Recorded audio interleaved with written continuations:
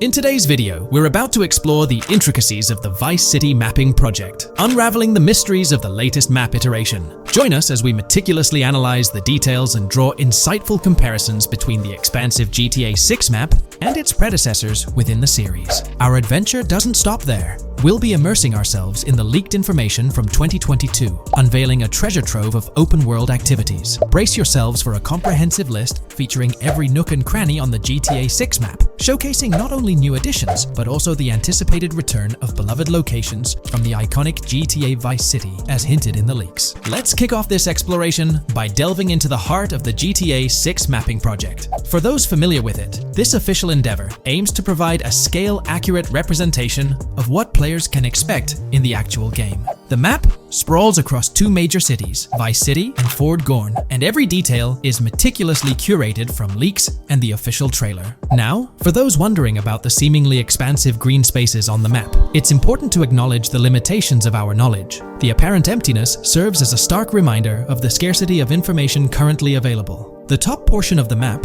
appearing cut off, isn't indicative of boundaries or future expansions, but is rather a canvas awaiting details yet to be unveiled. Addressing rumors about the map's size, speculation abounds that GTA 6 will boast 3 major cities. While Vice City and Port Gorn are confirmed, the third city remains shrouded in mystery. There's a buzz that it might be Yorktown, potentially located north of Port Gorn. However, specifics about the placement of these locations marked in red are still elusive. Now, let's delve into the exciting prospect of exploring key locations on the GTA 6 map. These names, extracted from the official trailer and leaks, offer a tantalizing glimpse into the rich and diverse world awaiting players. Get ready to traverse the landscapes of Yorktown Red Hill Fairyland Forest, near Berryland, a whimsical Disneyland parody, Ambrosia Lake, Leonida, Lore North, Beaches Belleville, Ica, Vice City, Hamlet, Grass Rivers, and the enigmatic Gator Keys. As our journey unfolds, stay tuned for more updates, insights, and speculations surrounding the continually expanding universe of GTA 6. The road ahead promises thrilling surprises, and we're here to navigate it together. Now, let's delve deeper into the intriguing details surrounding Port Gellhorn. The bustling streets and structures around Hank's Waffles Diner, a focal point for a heist according to the leaks, spark anticipation for dynamic in-game events. The meticulous rendering of these locales not only captures the essence of the city, but also invites players to immerse themselves in the narrative-driven experiences that Rockstar Games is known for. Examining the speculative changes in Port Gellhorn, the notable relocation of the Port Gellhorn airfield suggests a strategic reimagining of the city's layout. This shift, coupled with the adjustment of the Port Gellhorn Raceway, hints at a carefully planned urban evolution, potentially altering the dynamics of the airport's placement within the city. The industrial sector of Port Gellhorn provides a gritty backdrop, with the iconic United States Prison maintaining its imposing presence. The inclusion of the pawn shop, prominently featured in the trailer, underscores the developer's commitment to integrating real-world elements seamlessly into the game environment. Venturing southward, areas like Second Fina and Belleville remain enigmatic, their constant relocation adding an element of unpredictability to their final positioning on the map. Ambrosia La Pearl, steeped in mystery, teases players with its undisclosed location, heightening the sense of intrigue surrounding these diverse neighborhoods. Our exploration now takes us into the heart of Vice City, where a substantial chunk of the urban landscape unfolds before us. While speculation abounds regarding the placement of red buildings and names, the gray structures, sourced from both the trailer and leaks, serve as tangible landmarks, anchoring our understanding of the evolving cityscape. Vice Beach emerges as a vibrant district, adorned with numerous hotels that were meticulously analyzed in previous videos, providing a tangible link between the virtual world and its real-life counterparts. Washington Beach, with its diverse skyline, beckons players with promises of new adventures, enhanced by the improved streets of Stockyard, Little Haiti, Rock Ridge, and Crosstown, as showcased in the trailer footage. Descending further into the enchanting realm of Grass Rivers, we come across the enigmatic district of Hamlet, speculated to mirror the charm of Homestead. Yet, the persistent red designation leaves us tantalizingly in the dark about its precise location. This region reveals fascinating landmarks, including a power plant nestled at Turkey Point and a sewage treatment plant, painting a vivid picture of the industrial landscape, as gleaned from leaked footage. The presence of Grass Rivers itself, along with the mysterious Gator Keys and the alluring sundown, adds an extra layer of intrigue to this particular segment of the expansive GTA 6 map. A moment of appreciation is certainly due to the dedicated individuals steering the mapping project, whose commendable efforts grant fans an evolving and detailed peek into the GTA 6 world. Their commitment to accuracy and meticulous attention to detail foreshadow an immersive gaming experience, setting the stage for the excitement surrounding the official release. Vice. Now, let's delve into a truly mind-blowing comparison that has set the gaming community abuzz. Our gaze shifts to the juxtaposition of Los Santos from GTA 5, Liberty City from the iconic GTA 4, and the highly anticipated Vice Beach from GTA 6. The comparison not only highlights the need for potential adjustments in Vice Beach's size, but also emphasizes the extraordinary density and detail that players can expect. Acknowledging the observed need for a slight enlargement of Vice Beach, the visual impact remains nothing short of extraordinary. The comparison underscores the incredible density that GTA 6 promises, reminiscent of the lively streets and vibrant atmosphere experienced in the streets of GTA 4's Liberty City. Speculation regarding the buildings in Vice Beach, as showcased in the mapping project, heightens the anticipation, with the close proximity of structures promising an unparalleled level of immersion and detail, evoking nostalgia from the beloved GTA 4 era. This meticulously crafted map stands as a colossal playground, harking back to the bustling streets that made GTA 4 a standout title. The intricate detailing, the tightly packed urban landscape, and the anticipated density all point towards an experience that pays homage to the franchise's esteemed roots, while pushing boundaries in the expansive open-world genre. The enormity of GTA 6, both in size and detail, heralds a new era in gaming. The astonishing comparison, showcasing the potential density and intricacy of Vice City, is nothing short of a revelation. A special acknowledgement goes out to the mapping community for their outstanding work in envisioning an entire Vice City characterized by a multitude of buildings. The level of density and detail promised is unprecedented and is set to redefine the benchmarks of open-world gaming. The concept of an expansive map allegedly featuring 3 cities elevates the excitement, presenting players with a gaming landscape of unparalleled proportions. Now, delving into the realm of open-world activities revealed in the 2022 leaks, the thrill intensifies. With 4 confirmed activities and the potential inclusion of DICE, GTA 6 promises a diverse range of immersive experiences. Golf, fishing, and races are confirmed elements that contribute to the dynamic and engaging environment that Rockstar Games is crafting. A particularly intriguing moment unfolds in the trailer, as Jason, visibly nervous, speeds away from a robbery scene, with Luke clutching the ill-gotten cash. In the distance, the iconic Topgolf in Doro makes a cameo, a real-world entertainment destination located in Doro, Florida. The climate-controlled hitting bays, HD TVs, and sports bar elements create an enticing backdrop for players to explore. This real-world integration adds a layer of authenticity, bridging the gap between the virtual and real worlds. Fishing, poised to be a serene yet potentially rewarding pastime, is expected to be available from various locations in the vast ocean. Races, an integral and adrenaline-pumping element of the GTA series, are set to deliver high-octane excitement that fans have come to expect from the franchise. Furthermore, a detailed list from the GTA 6 document unravels every location visible in the leaks on the GTA 6 map. This includes not only new and thrilling destinations, but also the return of iconic locations from the beloved GTA Vice City. The inclusion of familiar locales adds a nostalgic touch, creating a seamless connection between the past and the present within the expansive world of GTA 6. Now let's embark on a comprehensive exploration of some of the familiar locales making a triumphant return in GTA 6. As unveiled by the mapping project. These recognizable names from the GTA Vice City era evoke a sense of nostalgia, rekindling memories of past gaming experiences. Leaf Links, Malibu Club, Washington Beach, Ocean Drive, Ocean View, and Little Haiti are just a few examples of the beloved spots that players will once again encounter in the immersive world of GTA 6. It's a poignant journey back in time as we rediscover these iconic locations, now reimagined and seamlessly integrated into the highly anticipated GTA 6 map. Venturing further into the extensive list of locations, our focus remains on the map, unveiling an array of intriguing places that contribute to the game's richness. Among these, the Jack of Seas nightclub takes center stage, having made appearances in both the official trailer and the leaks from 2022.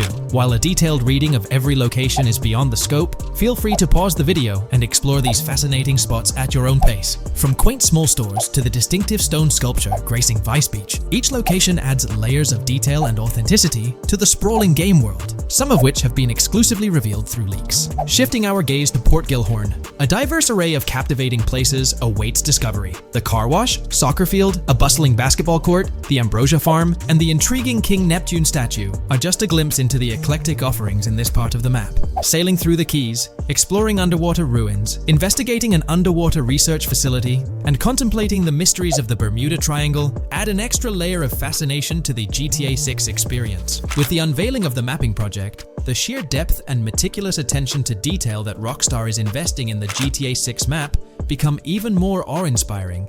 The possibilities for Easter eggs and hidden secrets in this expansive and densely packed landscape seem limitless. As we peel back the layers, the anticipation and excitement for the intricate world Rockstar is crafting only intensify. We're delving into the most recent iteration of the GTA 6 mapping project. Our focus centers on a comprehensive analysis of the map's latest updates, incorporating newly unveiled areas and event coordinates derived from leaked information.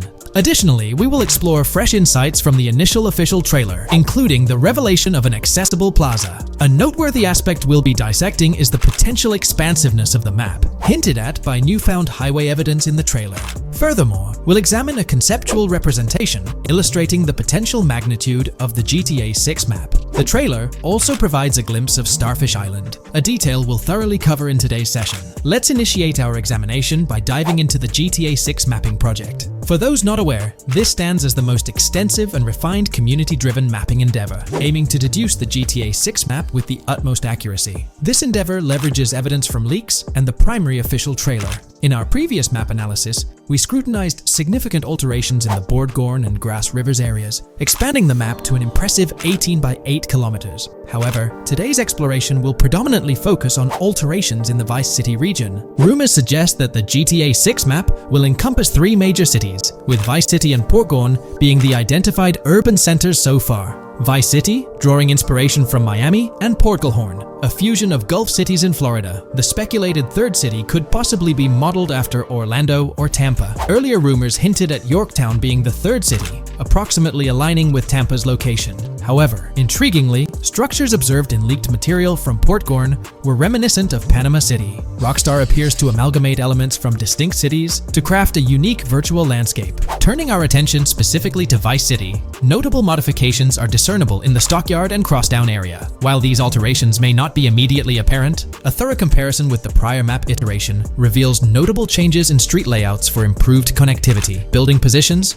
including the relocation of the Jack of Hearts nightclub, featured in leaks and the trailer, signify significant shifts. Adjacent structures visible in the trailer's music video shoot scene have undergone subtle rearrangements. A noteworthy addition to the GTA 6 mapping project encompasses events gleaned from leaks, introducing a dynamic layer to our understanding of the evolving landscape. At present, we've pinpointed 4 events on the map, marked by light blue dots. These events include the missing persons poster at the liquor store, the big cat cage roof at Everyday Art Elephant, and the Everyday Art Sidewalk Creep, all clustered around the Crosstown SL Stockyard area. Meanwhile, there have been notable changes in the Vice River area, with some buildings rearranged and brought closer to the river. The overall shape of this area has also been altered, and a new marina building near the airport has been introduced, based on recent evidence. Another significant alteration concerns the incorporation of Ica and Belleville into Vice City. While their status remains speculative, with their names displayed in red, Ica is purportedly inspired by Allapattah, a neighborhood in Miami-Dade, while Belleville draws parallels with Brownsville.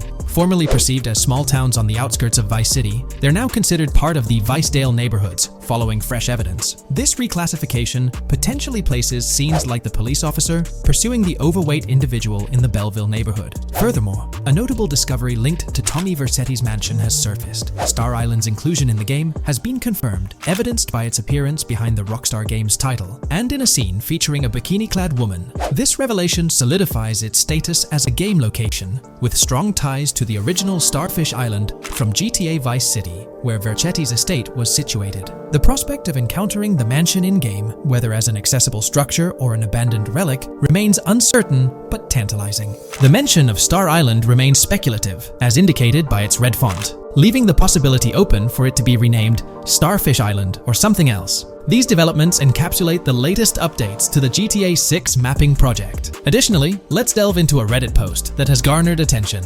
I'm still very intrigued by the prospect. This is a full accessible plaza.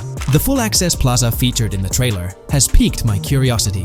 This snapshot is captured during a scene where Jason and Lucia evade the police momentarily. Positioned on the right side of the frame is a sign, presumably denoting a mall within the game. Notably, several brand names, including Kowalski, Callis, Scala, and Alpha, are visible on this sign. Furthermore, a portion of the mall's name briefly appears, starting with Ever. Could it be Evergreen Plaza or another variation? The answer remains elusive, and we'll have to await further developments to unravel this mystery. I can pretty much bet on it that this shit will indeed be fully accessible. Most of the signs on that structure look to be clothing and accessory shops, which would easily mean it's accessible to us. I'm really hoping the mall makes a return in this one and will serve kind of as a player hub when online drops. Oh, that would be good. Maybe a spot where you can't attack. Could meet people to join up for races, heists, etc. That would be pretty neat. Now let's shift our focus to some additional findings that might provide evidence for the existence of the third major city in GTA 6. Furthermore, we'll explore why the actual map size of GTA 6 could potentially surpass the estimations derived from the mapping project.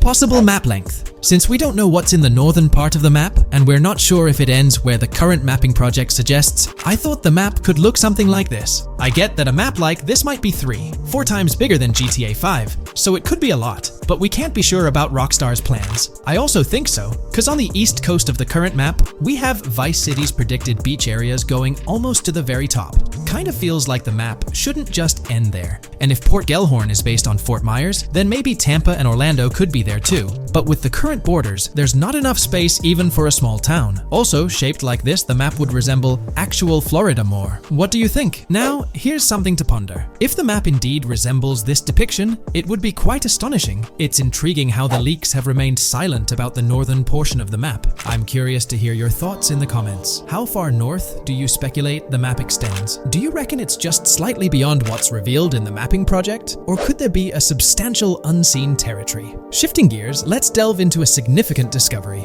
An observation on the size of the map using highway exits as a guide. I believe that 2 blink and you'll miss them shots from the trailer, combined with something I saw in the leaks, have given us a serious hint as to just how big the map for GTA VZ might turn out to be. Specifically, north-south. The first is the shot of the man grabbing his crotch while stopped on the side of the highway. Specifically, the highway exit signs in the background. They suggest that this shot is being taken from just north of exit 14 on the highway, if turning left has you going east and turning right has you going west. What's more, the GTA VSI mapping project believes that the highway that this shot is taken from is Interstate 97. Adding to this, there's this shot from earlier in the trailer of the woman in the gold dress hanging out the top of a convertible traveling down I-404, heading towards a junction with 197. At the very start of that clip, you can catch the exit number on the sign she's driving under. You can't see all of it, but to me, it looks more like exit 18 than exit 1B. This one is more speculative though. Now, I'm about to get into the leaks, so I can't post any pictures. There's a clip in the leaks of a red ute heading northbound on 197 towards the exit 13 AB junction that takes 1 to Washington Beach and Ekanfinaka before crashing. The mapping project has been using the leaks to create their maps, and they've placed that stretch of 197 north of Mr. Crotch Grab from the trailer, running through the Stockyard neighborhood. This to me indicates that the highway exits are going to follow a realistic number pattern, with the number increasing or decreasing for every mile traveled. The question is, where does this put exit 12? Exit 11? All the exits going up to 1? I've taken the latest version of the mapping project's map and pointed out where exits 14 and 13 are located. Then, extrapolating from there and using the map's grid as a handy guide, I drew where all the exits further down the numbering scheme might be located. I ran out of room to put exit numbers at #9. If 197 is going to keep following the same numbering scheme all the way north until it hits exit 1, then it's likely that the map is going to be far bigger than we currently think it is, and what's been shown and plotted out so far.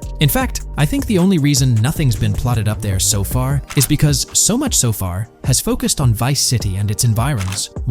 404.2 could wind up running just as far north, allowing for a few extra miles and exit numbers to accommodate it crossing the Everglades grass rivers before turning north, as I-75 in real life does. Bottom line, the map for this game is going to be enormous. There's been some chatter among you all about another potential scenario, the possibility of I-97 serving as a loop highway encircling the map's perimeter, similar to GTA 5. While this is a valid consideration, I've largely dismissed it due to a straightforward reason. As previously mentioned, I-44 boasts exit numbers and highway markers that suggest its considerable length, likely extending westward until it reaches the Gulf of Mexico before veering north, mimicking the real-life trajectory of I-75. If the map's northern boundary remains close to its current cutoff point, and I-97 extends west and south extensively, then it's plausible that I-44 would mirror this pattern in the opposite direction.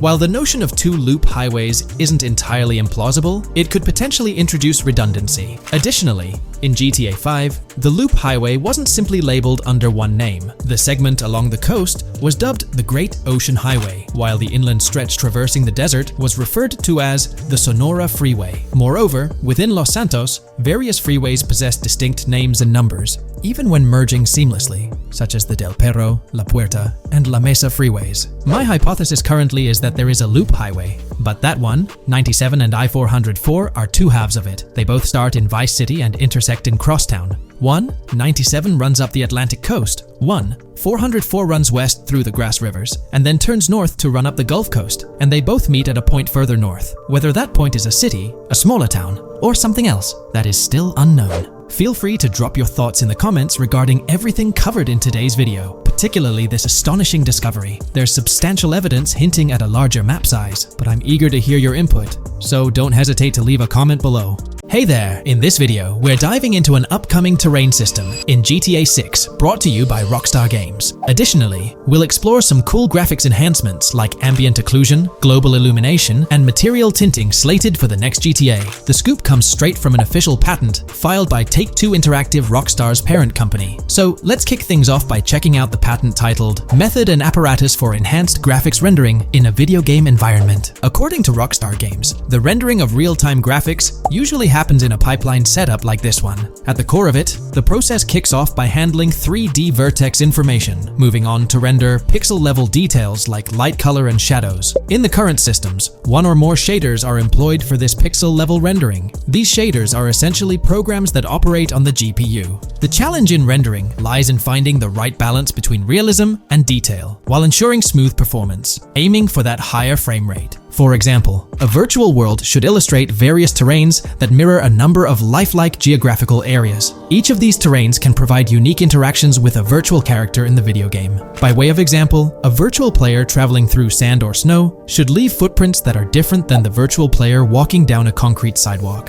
However, because of the number of various terrains that need be accounted for, and the unique behavior of each terrain, conventional graphics systems do not have enough processing power to account for dynamic terrain and the associated interaction with players of the game. So, Rockstar Games developed a shader system for efficiently rendering various types of terrain with high realism. Let's take a peek at the system. The world-level map, visible in the bottom right, outlines all the different dynamic terrains, such as muddy, sandy, grassy, hard ground, snowy, and more. Take a gander at this world-level map showcasing the diverse terrains. Now, let's explore the various dynamic terrain zones within the game world. Using Red Dead Redemption 2 as an illustration, this world-level map plays a pivotal role in determining the terrain that players or NPCs interact with. Essentially, it acts as the foundation to generate a trail map. Think of a trail map as a record of all the imprints left behind by characters, vehicles, and other objects, like the aftermath of explosions. Take this image for instance, showcasing how the snow has been altered by the actions of this NPC. Different shaders of the shader system are used for different terrain types and with different trail map types. For example, basic terrains do not require special shaders, while shallow mud terrains can advantageously benefit from a parallax surface shader